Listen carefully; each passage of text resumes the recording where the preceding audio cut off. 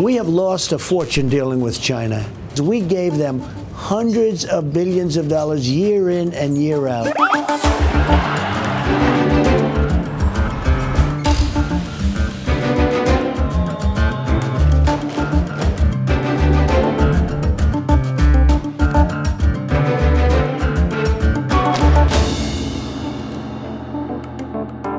They must play by the rules. Biden is definitely talking tough on China on the campaign trail, and interestingly, Beijing probably doesn't want to see him in the White House. 4 years in, Beijing has managed to figure out how to trump Trump. They have figured out how to make his very haphazard way of wheeling and dealing to make it work for them.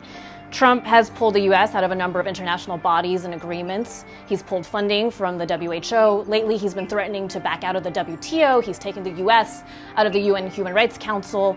And so he's backed also out of the Paris Climate Agreement. And so all of this really shows that Trump's America First policies are starting to alienate both friend and foe. The general belief is that the erosion of America's post-war alliance network is something that will actually be beneficial for China in the long run, that as the U.S. pulls back from the world stage, China can fill that void. And so that actually could potentially outweigh the damage that China's facing from various trade disputes, even global anger over its handling of the coronavirus pandemic. Every presidential election, China is kicked around like a football. Trump is doing that. This is nobody's fault but China. We were doing so great, and then we got hit with the plague, the China plague. What would give him some leverage and some traction over those accusations were statements by Biden, I think last year, which were emphasizing diplomacy, negotiation with China. That was a sort of attempt to change the shift the tone away from Trump's confrontational approach. China is going to eat our lunch? Come on, man. So Trump was obviously caricaturing that. He says China's not a problem. Now he takes it all back now he wants to be Mr. Tough Guy. Saying, well, that's a return to the old style of dealing with China, which has failed. So Trump could use that to attack Biden. If Biden wins, China will own this country. What's interesting is I think Biden felt that. Biden now, just recently, he called Xi Jinping a thug. This is a guy who is a thug. Because of the way he's behaving in Hong Kong, in Xinjiang. He's getting much tougher, and he knows he needs to do that to fight the election. If we ask a very simple question like, do you think of China as a friend or unfriendly country, most Americans would characterize China in a negative light. They would either say that China is an unfriendly country or that it is actually an enemy of the United States. But to put that in perspective, they are much more likely to call Russia, Iran, North Korea enemies than they are to say that about China. Washington and Beijing have been on a very serious diplomatic spat, the two countries going head-to-head over trade, technology, intellectual property, the coronavirus, you name it. They've been fighting over so many different issues, and so these two countries are really talking past each other in so many different ways. What has happened in the remaining, 10 years now, has been actually that China has changed. It's hardened up. It's become more aggressive, more assertive. They have broken an international treaty in Hong Kong, which it had its own legal system separate from China. They've now broken that. Shame on you! Shame on you! This is China! Today I signed legislation and an executive order to hold China accountable for its oppressive actions against the people of Hong Kong. We have to fight against. If we don't fight against, we have no future. They're bullying the hell out of Australia at the moment, threatening them, sanctioning them, because all they did was ask for an independent review of the COVID crisis and the outbreak. They're threatening India, they are threatening Taiwan militarily, and at the same time you've got the internal suppression, which gives you the nature of the character of the kind of government it is internally. Christians, Falun Gong, these have both been persecuted. Falun Gong mercilessly, with all sorts of, I think, quite reasonable stories about people incarcerated and operated on for their organs and things. The Tibetans, of course, long-standing and long-running. They're illegal possession of Tibet. They don't own Tibet. They never have done. But even beyond that now, the later one is, of course, the Uyghurs. Not just the incarceration, but the re-education courses of the children and forced labor camps.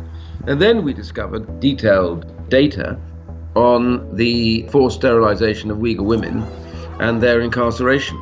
This dreadful behavior must have a consequence. The irony is, Western, or should I say free world governments, who have democracies, have, I'm afraid, not wanted to hear the truth about this because they have got themselves so heavily entangled with Chinese commercial interests. Republicans will tell you they approve of the president's performance on handling China. Have you spoken to Xi Jinping?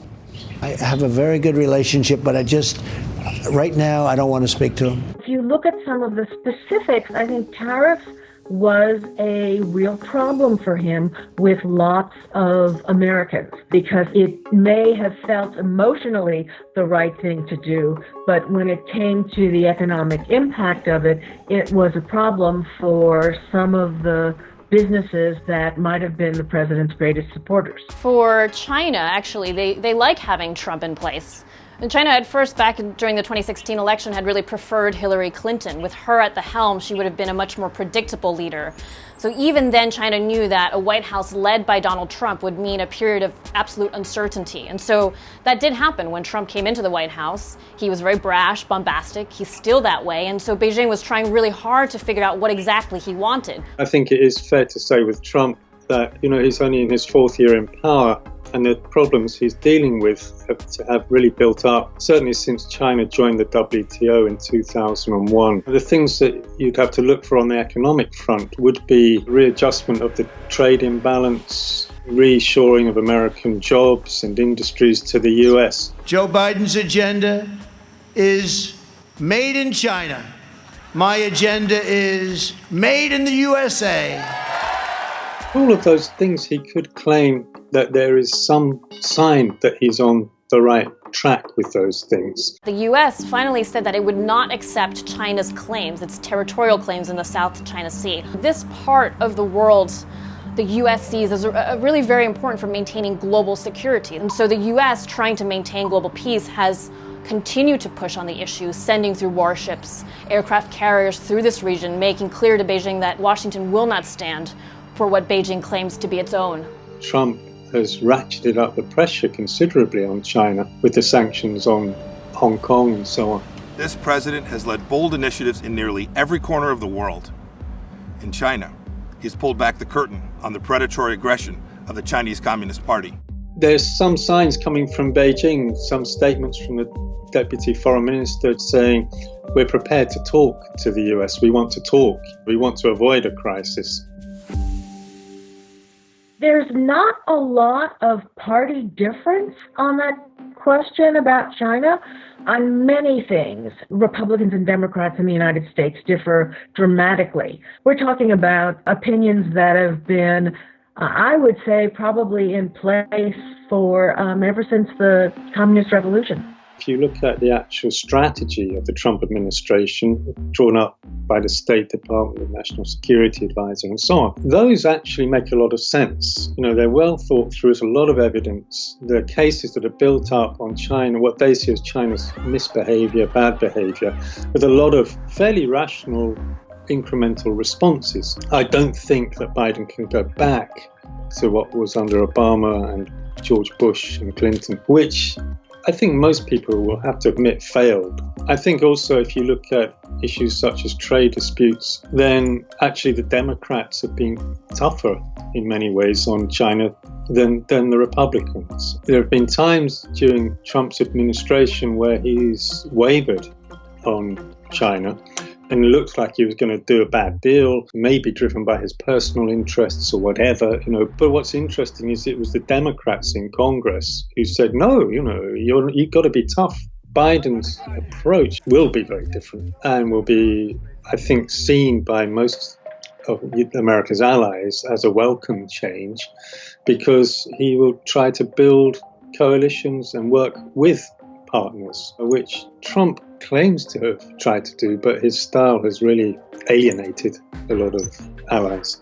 Trump has managed to use this bombastic way, thinking he's pressing in all the right places, and in many ways he is, but Beijing likes that uncertainty. They've been able to make that work for them. The Chinese have to calculate whether they want Trump to win the election or whether they would prefer Biden, because Biden may be more difficult to deal with in some ways. He's likely to take a much more concerted approach to get all of America's allies on board to have this broader push to pressure Beijing. And that's something that the US has not done under Donald Trump. In that sense, Biden is not a person that China would like to see in the White House.